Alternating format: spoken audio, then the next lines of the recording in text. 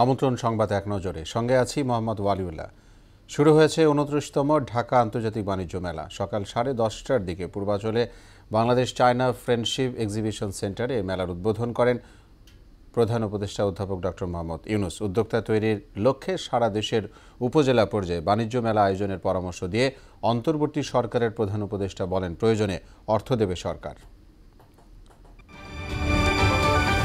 আতশবাজি ও আলোক প্রদর্শনী সহ বর্ণিল নানা আয়োজনে ২০২৫ সালকে স্বাগত জানিয়েছে বিশ্ব। উচ্ছ্বাসে উল্লাসে স্বাগত জানিয়েছে বাংলাদেশও। ইংরেজি নতুন বছরে দেশবাসীকে শুভেচ্ছা জানিয়েছেন রাষ্ট্রপতি মোহাম্মদ শাহাবুদ্দিন এবং প্রধান উপদেষ্টা ডক্টর মোহাম্মদ ইউনূস।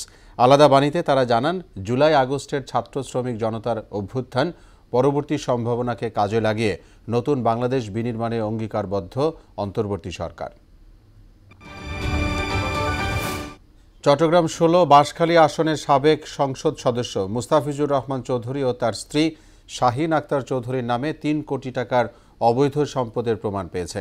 একই সঙ্গে ২৭ ব্যাংক হিসেবে প্রায় ২২ কোটি টাকার সন্দেহভাজন লেনদেনের তথ্য পেয়েছে দুর্নীতি দমন কমিশন দুদক। দুদকের প্রধান কার্যালয় থেকে সম্প্রতি আলাদা ২টি মামলা অনুমোদন দেওয়া হয়েছে। পৌষের ঘন কুয়াশার চাদরে ঢেকেছে ইংরেজি নববর্ষের দিন। কুয়াশার আবরণের সঙ্গে বইছে হিমেল শীতল হাওয়া। শৈত্যপ্রবাহ না হলেও বাতাসে বইছে কনকনে শীতের ঝঞ্ঝা।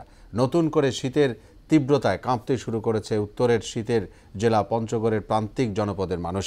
আবহাওয়া অফিস জানিয়েছে, সকাল ৯টায় তাপমাত্রা রেকর্ড হয়েছে ১১.৬ ডিগ্রি সেলসিয়াস। নতুন বছরকে স্বাগত জানাতে কুয়াকাটা সমুদ্র সৈকতে যেন পর্যটকদের ঢল নেমেছে। শুধু সৈকত নয়, কুয়াকাটার অধিকাংশ হোটেল মোটেল ও রিসোর্টগুলো সাজানো হয়েছে নতুন সাজে। তবে পর্যটন সংশ্লিষ্টরা বলছেন, এবছর 31st নাইট উদযাপনে আশানুরূপ পর্যটক হয়নি কুয়াকাটায়। এদিকে পুরো কুয়াকাটায় আইনশৃঙ্খলা বাহিনীর উপস্থিতি এখন চোখে পড়ার মতো।